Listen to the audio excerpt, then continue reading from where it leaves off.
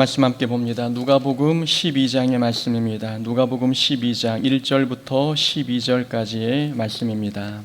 누가복음 12장 1절부터 12절까지입니다. 신약성경 누가복음 12장 1절부터 12절까지 말씀 우리 한 절씩 교독하겠습니다. 1절 제가 먼저 봉독합니다. 그 동안에 무리 수만 명이 모여 서로 밟힐 만큼 되었더니 예수께서 먼저 제자들에게 말씀하여 이르시되 바리새인들의 누룩 곧 외식을 주의하라.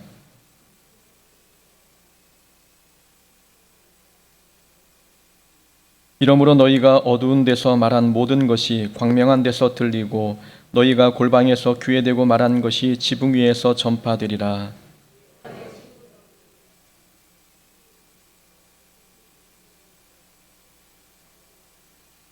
마땅히 두려워할 자를 내가 너희에게 보이리니 곧 죽인 후에 또한 지옥에 던져 넣는 권세 있는 그를 두려워하라. 내가 참으로 너희에게 이르노니 그를 두려워하라.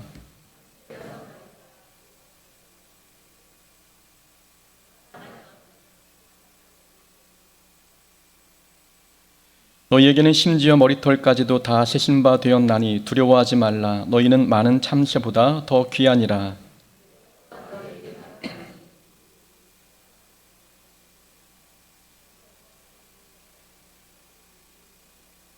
사람 앞에서 나를 부인하는 자는 하나님의 사자들 앞에서 부인을 당하리라.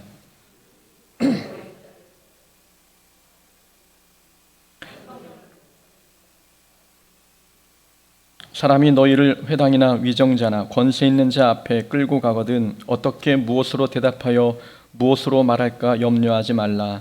마땅히 할 말을 성령이 곧 그때에 너희에게 가르치시리라 하시니라. 아멘. 오늘 본문 누가복음 12장 1절부터 12절까지 말씀을 통해서 부풀려진 신앙을 경계하라 라는 제목으로 말씀 함께 나눕니다. 제가 초등학교 1학년 때 우리 가족은 강원도 철원에 관인이라는 동네에 살았습니다. 부모님은 그곳에서 분식집을 운영하셨지요. 어머니는 방이 딸린 가게에서 떡볶이와 핫도그를 파셨고 아버지는 초등학교 정문에서 좌판을 깔고 휴대용 튀김기를 사용해 핫도그를 만들어 파셨습니다. 하굣길에 아버지께서 주신 핫도그를 먹으며 집으로 가게 되면 친구들은 부러움의 눈빛으로 저를 쳐다보았습니다. 어깨가 으쓱하는 순간이었죠. 그 시절 그 나이 때는 핫도그는 그야말로 권력이었습니다. 부모님은 저녁마다 다음날 장사를 위해 핫도그 반죽을 만드셨습니다. 어린 제 눈에 신기했던 것은 빚어놓은 반죽이 다음 날이면 부풀어 올라와 있었다는 것입니다. 분명 전날에는 빨간 대야에 절반 정도밖에 차 있지 않았던 반죽이었는데 아침에는 반죽이 대야에 넘칠 만큼 팽창되어 있었습니다. 밀가루에 점성이 없었다면 분명 반죽은 바닥으로 흘러내렸을 것입니다. 원인은 베이킹 파우더 때문이었지요. 만약 성경시대에 베이킹 파우더가 실생활에서 더 많이 사용하는 재료였다면 예수님께서는 아마 바리새인의 베이킹 파우더를 주의하라 라고 말씀하셨을 것입니다. 누룩이나 베이킹 파우더나 부풀리게 하는 성질은 똑같으니 실생활에서 좀 더 많이 사용하는 베이킹 파우더가 바리새인의 외식을 표현하는 데 적절한 비유가 되지 않았을까 하는 상상을 해봅니다. 바리새인의 신앙생활은 사실과 다르게 많이 부풀려져 있었습니다.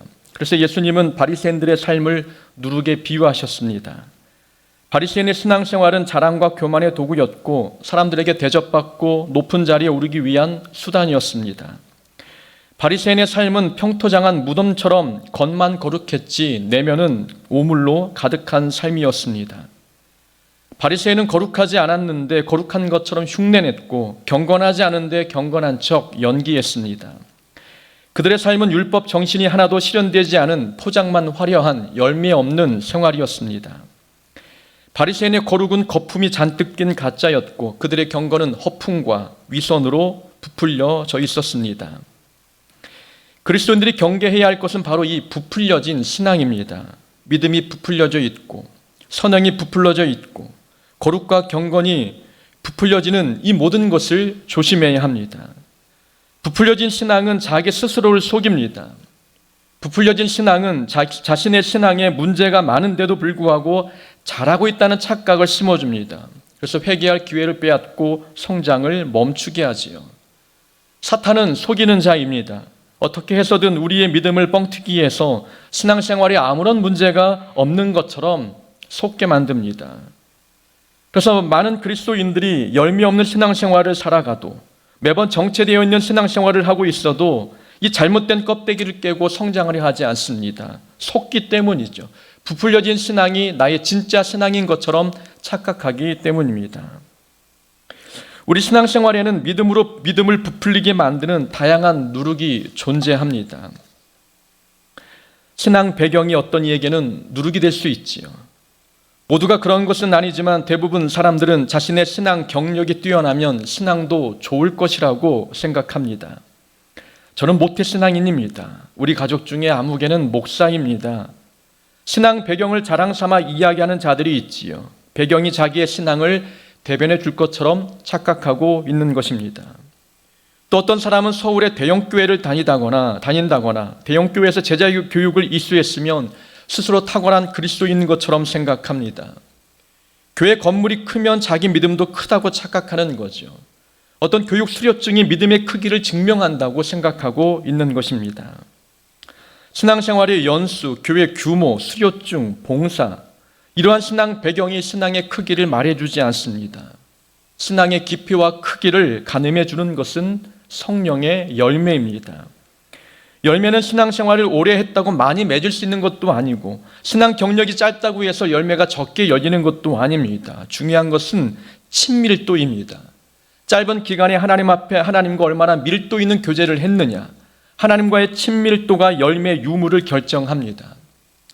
평생 동안 율법을 지키며 살아왔던 경력이 화려한 바리새인들보다도 3년의 짧은 기간 동안 예수님과 동행했던 제자들이 더 성숙한 신앙인들이었습니다. 신앙의 연수와 경력은 그렇게 중요한 것이 아니었지요. 신앙의 외적 스펙은 결코 신앙의 깊이와 크기를 대변해 주지 못합니다.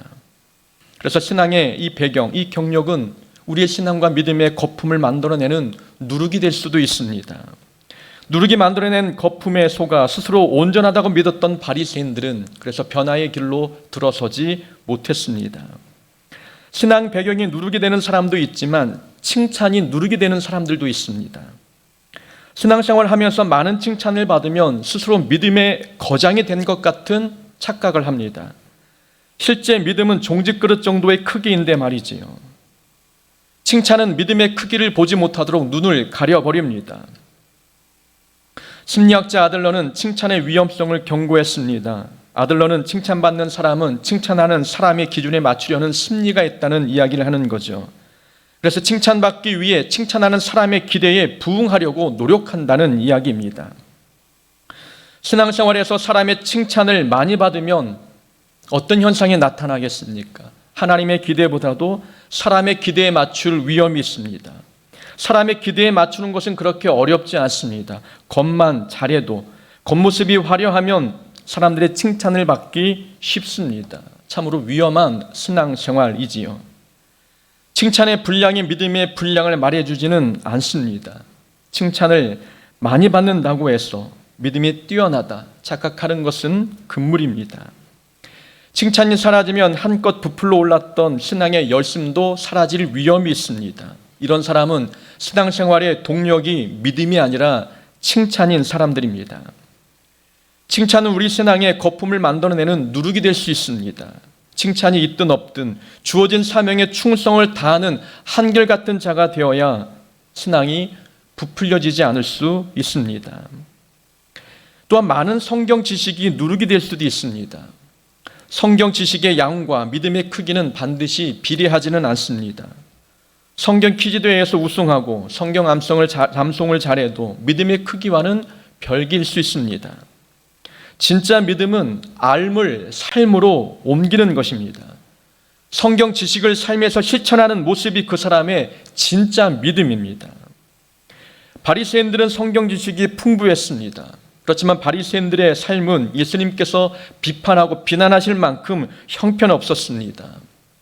바리새인들은 성경 지식이 많다 보니 스스로 믿음이 좋다고 착각했습니다. 많이 알고 있는 것이 곧 믿음이 큼을 증명하는 것이 아닌데 잘못된 지식과 알미 믿음을 부풀려 버렸습니다. 신앙생활을 하면서 자기의 믿음의 현 주소를 알지 못하는 것만큼 불행한 일은 없습니다. 잘하고 있다고 생각했는데 예수님께 조금 더 인정받지 못한다면 얼마나 슬프겠습니까? 스스로 잘하고 있다고 생각하는 바리새인들에게 세례 요한은 독사의 자식들이라고 책망했습니다. 예수님은 주여 주여 한다고 다 천국에 들어갈 수 없다라고 바리새인들에게 이야기하셨습니다. 화려한 신앙 경력과 사람들의 칭찬 그리고 자신의 성경 지식에 속아 진짜 자기의 믿음의 현 주소를 보지 못한 바리새인들, 그들은 어떤 변화도 기대할 수 없었습니다. 감춰진 것은 드러나지 않을 것이 없고 숨긴 것이 알려지지 않을 것이 없나니 2절의 말씀입니다. 부풀려진 신앙이 사람 눈에는 안 보여도 하나님 눈에는 다 보입니다. 부풀려진 신앙으로 사람을 속일 수 있어도 중심을 보시는 하나님만큼을 속일 수 없습니다. 너희가 어두운 데서 말하는 모든 것이 광명한 데서 들리고 너희가 골방에서 귀에 대고 말하는 것이 지붕 위에서 전파되리라. 사람 앞에서 경건하고 거룩한 척하지만 결국엔 모두 알게 될 것이라고 말씀하고 있습니다. 척하는 신앙은 시간이 지나면 모든 사람들에게 들통납니다. 열매가 없고 겸손하지 못하며 종교적 열심에 비해 이 도덕적이지 않은 모습들, 이런 모습들은 시간이 지나면 언젠간 사람들에게 다 알려지게 되어 있습니다. 더욱이 척하는 신앙은 예수님이 오시는 날 심판대에서 우리를 보호해 주지 못합니다. 진짜 믿음이 우리를 심판해서 구원해 줄 수 있지, 이 부풀려진 가짜 믿음은 심판대 위에서 알곡 없는 쭉정이로 판명되어지게 될 것입니다. 우리의 신앙이 부풀려진 것인지 아니면 진짜인지 가늠할 수 있는 시금석이 있습니다. 바로 고난입니다. 고난을 만나보면 그 사람의 진짜 모습이 드러납니다. 고난 앞에서 어떻게 행동하는지 보면 그 사람의 신앙의 진위 여부가 가려지게 되는 것이지요. 오늘 본문 보면 1절부터 3절까지 말씀은 바리새인의 누룩을 조심하라라는 말씀이고 4절 이후에는 핍박과 환난을 당할 때 어떤 신앙을 보여야 하는지에 대한 가르침입니다. 예수님은 바리새인의 누룩 이야기를 하다가 핍박받는 이야기로 넘어가셨습니다.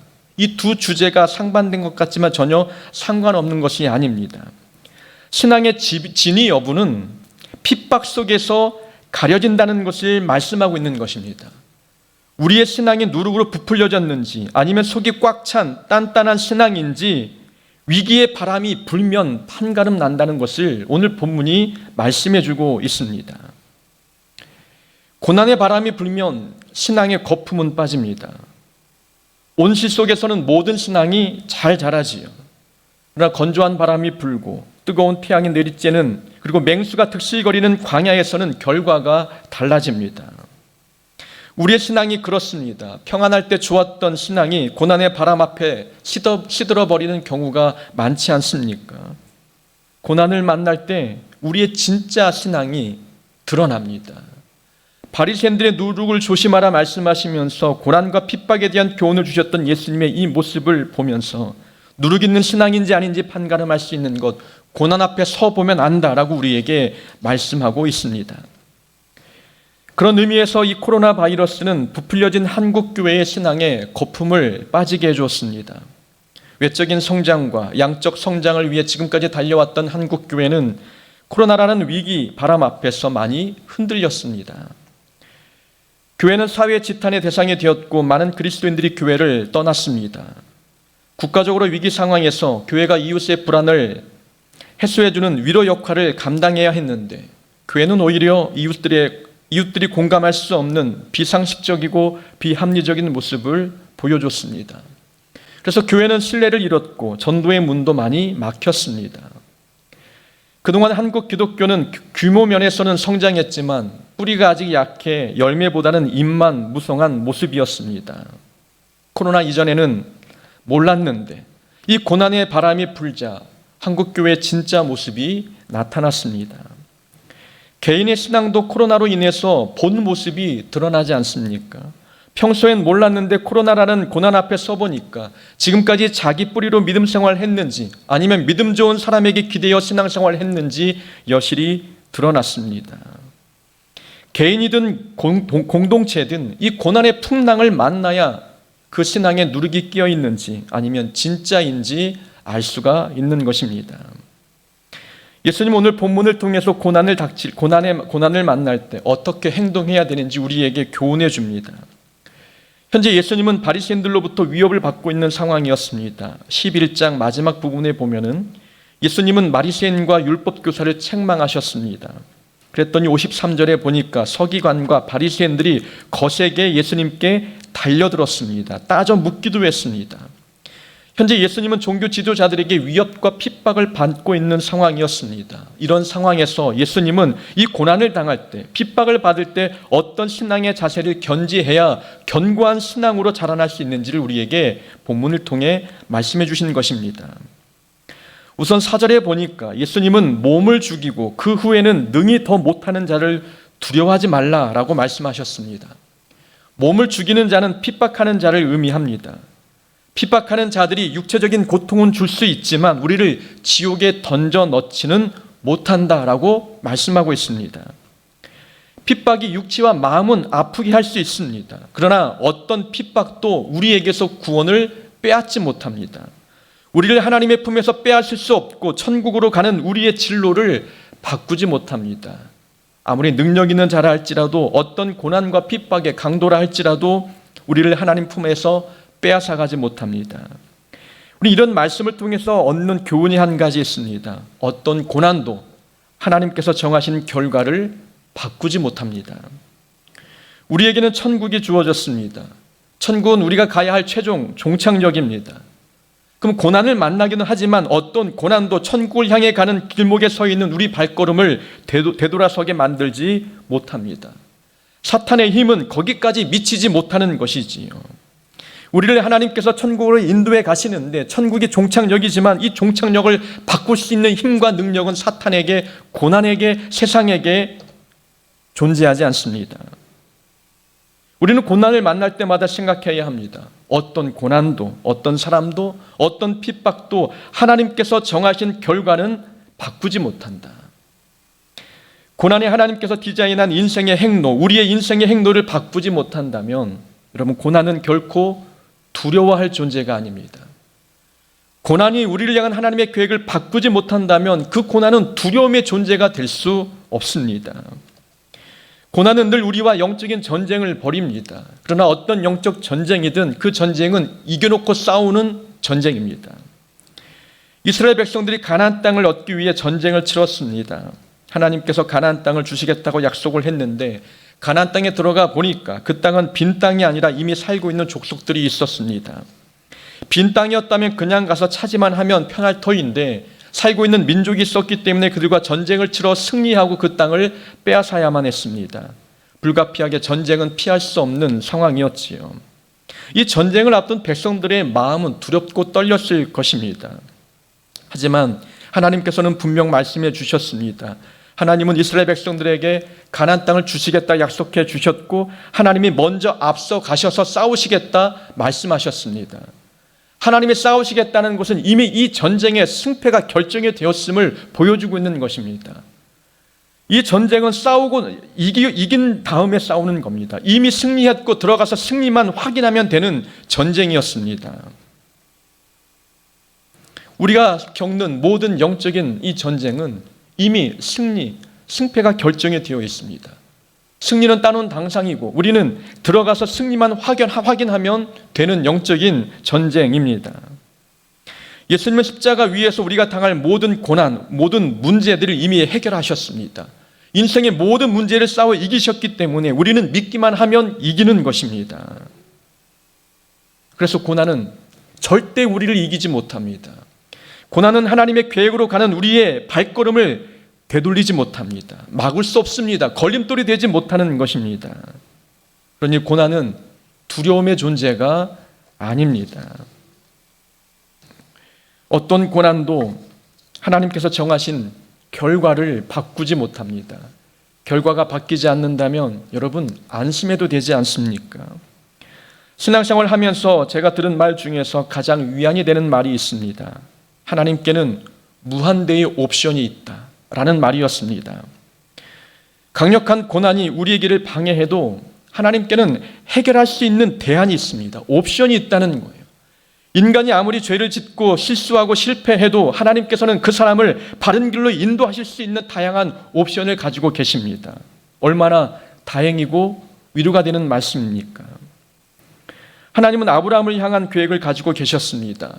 그의 아들을 통해 큰 민족을 이루고 또 아브라함을 복의 근원이 되게 하시겠다 말씀하셨습니다. 그러나 아브라함은 기근이 두려워 애굽으로 피신했다가 거기서 아내를 빼앗겼습니다. 자기 생각으로 아들을 낳기 위해 하갈과 동침하여 이스마엘을 낳고 말았습니다. 아브라함을 향한 하나님의 계획이 있는데 아브라함은 자꾸 실수하고 실패하고 넘어졌습니다. 그런 인간의 연약함 때문에 하나님의 계획이 실패로 돌아갈 수 있는 상황이었지만 하나님은 다시금 모든 것을 원상복귀시키셨습니다. 사람이 망쳐놓은 퍼즐을 하나님은 기가 막히게 다시 새로 맞춰 놓으신 거죠. 하나님께는 다양한 옵션이 있기 때문입니다. 요셉의 형들이 요셉을 팔았어도, 보디발이 요셉을 감옥에 가두었어도, 바로의 술 맡은 관원장이 요셉을 까마득히 잊었어도 하나님은 요셉을 위해 계획하신 인생의 퍼즐을 한치의 오차도 없이 맞추셨습니다. 어떤 고난도 하나님께서 정하신 결과를 바꾸지 못했습니다. 이런 능력이 하나님께서 우리와 함께 하십니다. 우리가 사망의 음침한 골짜기를 다녀도 하나님이 우리와 함께 하시고 전능하신 능력이 우리를 보호하십니다. 어떤 고난 앞에서도 두려워하지 않을 이유가 바로 여기에 있습니다. 하나님은 하찮은 값어치의 참새 한 마리까지 기억하십니다. 본문에 보니까 두 아사리온에 팔리는 참새도 하나님께서 기억하시고 보살피신다 말씀하셨습니다. 우리는 그런 참새보다도 귀하다고 말씀하셨습니다. 하나님은 우리를 귀한 존재를 여기시고 우리의 머리털까지 세신 분이십니다. 아주 작은 것까지도 잃어버리지 않기 위해서 우리를 보호하시는 하나님의 사랑과 능력이 우리와 함께 있습니다. 무엇이 하나님과 동행하는 우리의 발걸음을 가로막을 수 있겠습니까? 우리를 두렵게 하는 존재가 어디 존재하겠습니까? 절대 우리를 향한 하나님의 계획은 바뀌지 않는다. 이런 믿음을 가지고 생활할 때에 우리는 고난 앞에서 우리의 믿음이 가짜로 드러나는 것이 아니라 진짜로 드러나는 하나님의 귀한 자녀의 모습이 될 것입니다. 고난을 이런 믿음으로 이길 때 우리의 믿음이 한층 성장하게 됨을 우리는 말씀을 통해서 교훈 삼습니다. 또 한 가지 교훈이 있습니다. 우리의 삶이 고난 앞에서 흔들리지 아니하고 진짜 신앙으로 밝혀지기 위해서는 우리는 숨어서 신앙생활하지 말아야 합니다. 진짜는 숨어서 신앙생활하지 않습니다. 성경에 보니까 사람 앞에서 나를 시인하면 인자도 하나님의 사자들 앞에서 그를 시인할 것이요 사람 앞에서 나를 부인하는 자는 하나님의 사자들 앞에서 부인을 당하리라. 8절과 9절의 말씀입니다. 예수님은 사람들 앞에서 예수님을 시인하라고 말씀하셨습니다. 공개적인 자리에서 내가 예수 믿는 그리스도인임을 밝히라라고 우리에게 권면하셨습니다. 박해가 불어닥치는 상황에서 자기 자신이 그리스도인임을 공개적으로 드러내는 것은 쉬운 일이 아닙니다. 하지만 진짜 그리스도인은 숨어서 신앙생활하지 않습니다. 탄탄한 믿음을 소유한 사람은 손해가 두렵다고 신앙을 감추지 않지요. 부풀려진 신앙을 소유한 자는 고난 앞에서 손익계산을 따집니다. 신앙을 드러내는 것이 유리한지 아니면 불리한지 계산합니다. 그러나 진짜는 숨어서 신앙생활하지 않습니다. 내가 하나님의 자녀이고 예수 믿는 자임을 공개적인 자리에서 드러내게 되어 있습니다. 베드로는 공개적인 자리에서 예수님의 제자라는 사실을 감추었습니다. 자신도 잡혀갈까 봐 두려웠기 때문이지요. 손해가 두려워 그리스도인임을 감추었더니 예수님을 3번이나 부인하게 되는 죄를 범했습니다. 숨어서 신앙생활하면 세상에 끌려다닙니다. 사탄의 올무가 되어 넘어질 수가 있습니다. 내 신앙을 공개적으로 자신 있게 드러낼 수 있는 믿음이 될 때에 사탄도 우리를 건드리지 못하는 것입니다. 야곱이 그 아버지 이삭에게 가까이 가니 이삭이 만지며 이르되 음성은 야곱의 음성이나 손은 에서의 손이로다. 야곱은 형의 장자권을 가로채 축복받은 사람입니다. 야곱은 아버지에게 축복 기도를 받기 위해서 변장하고 아버지께 들어갔지요. 아버지를 속이기 위해 에서로 변장한 야곱. 음성은 야곱인데 손은 에서의 손이었습니다. 여러분, 그렇다면 그는 야곱입니까? 아니면 에서입니까? 정체가 불분명합니다. 자신에게 유익이 된다면 기꺼이 에서도 되겠다는 사람이 바로 야곱과 같은 사람이었습니다. 야곱은 야곱으로 사는 것이 유익이 될 때는 야곱으로 살고 에서로 사는 것이 유익이 될 때는 에서로 살았습니다. 얼마나 끔찍하고 비참하고 야비한 모습입니까? 우리의 모습이 혹 이와 같지는 않습니까? 성도로만 살면 손해가 될 것 같으니 가끔 세상 사람이 되어 살아가고 있지는 않습니까? 우리는 정체를 분명히 해야 합니다. 유불리에 따라서 성도가 되기도 하고 세상 사람이 되기도 한다면 우리는 과연 야곱입니까? 아니면 에서입니까? 상황에 따라 모습을 바꾸지 말고 성도로 사는 것이 손해가 되어도 성도로만 살아가는 자가 되어야 합니다. 기독교는 공고백의 신앙입니다. 내가 무엇을 믿는지 사람들 앞에서 당당히 고백하는 것이 기독교의 정신입니다. 내가 만일 내 입으로 예수를 주로 시인하며 또 하나님께서 그를 죽은 자 가운데서 살리신 것을 내 마음으로 믿으면 구원을 얻으리니 사람이 마음으로 믿어 의에 이르고 입으로 시인하여 구원에 이르느니라. 공개적으로 당당히 고백하고 시인하는 것은 내가 구원받았다는 증표입니다. 숨어서 신앙생활하는 사람들의 특징 중 하나는 삶에 자신이 없기 때문입니다. 우리가 예수님을 믿는다고 하면 주변 사람들은 그렇게 이야기하지요. 갑자기 우리가 성자가 된 줄로 생각합니다. 참 부담스럽습니다. 말 한마디만 잘못해도 예수 믿는 사람이 그러면 쓰나라고 하면서 핀잔을 주기도 합니다.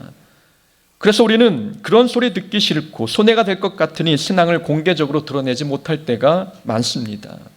그래도 기독교의 신앙은 공고백의 신앙입니다.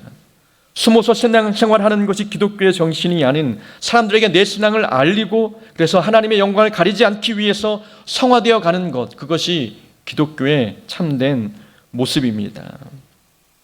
우리가 드러내지 않아도 숨어서 신앙생활해도 사람들은 다 우리를 보고 있습니다. 그러니 우리는 공개적으로 신앙을 드러내면서 내가 예수 믿는 자임을 알리고 그래서 예수 믿는 자처럼 변화되기 위해서 성화의 단계로 들어갈 수 있어야 합니다. 고대 이집트의 장례서 죽은 자들의 책에 교훈받을 만한 내용이 하나 있습니다. 그 장례서 주문 126번에 의하면 죽은 자들은 4마리의 원숭이에 이끌려 뜨거운 불못 앞에 서게 됩니다. 불못 앞에 서 있는 자들 중에는 악한 자도 있고 선한 자도 있었습니다. 불못 앞에 서 있는 자가 악하면 그 시뻘건 불못이 그들을 삼켜버리고 불못 앞에 서 있는 사람이 선하면 불못은 그 사람의 상처를 치료하고 새롭게 소생시켜 줍니다. 같은 불못인데 대상에 따라서 그 불못이 심판이 되기도 하고 생명을 주는 도구가 되기도 했습니다. 고난도 그런 것 같습니다. 고난도 대상에 따라서 고난이 유익이 되기도 하고 불행이 되기도 합니다. 믿음이 부풀려진 그리스도인들에게 고난은 가면을 벗기는 도구이고 하나님을 배신하게 만드는 또 기회이기도 합니다. 그러나 진짜 그리스도인에게는 이 고난이라는 것은 하나님을 더 의지하게 만들고 믿음을 더욱더 자라게 만드는 기회가 됩니다. 같은 고난이 대상에 따라서 전혀 다른 역할을 하고 있는 거죠. 우리에게 고난은 어떤 도구입니까? 우리 신앙생활에 존재하는 누룩을 조심해야 합니다. 칭찬과 경력, 배경, 지식 이런 누룩이 우리 신앙을 부풀려 버립니다. 부풀린 신앙은 고난 앞에서 아무런 위력을 발휘하지 못합니다. 그래서 우리는 평소에 믿음의 훈련을 쌓아야 합니다. 어떤 고난도 우리를 향한 하나님의 계획을 바꾸지 못한다. 우리를 향해 세워놓으신 하나님의 결과를 어떤 고난도 바꿀 수 없다라는 믿음을 가지고 살아가야 합니다. 또 평소에도 숨어서 신앙생활하지 말고 공개적으로 그리스도님을 드러내면서 신앙생활을 할 수 있어야 합니다. 이렇게 훈련되어질 때에 고난은 우리가 가짜임을 드러내는 도구가 아니라 우리가 진짜임을 증명하는 은혜의 도구가 될 것입니다. 그렇게 살아갈 수 있는 하나님의 귀한 자녀 되기를 주의 이름으로 축원합니다. 아멘. 말씀을 붙들고 함께 우리 통성으로 기도하기를 원합니다.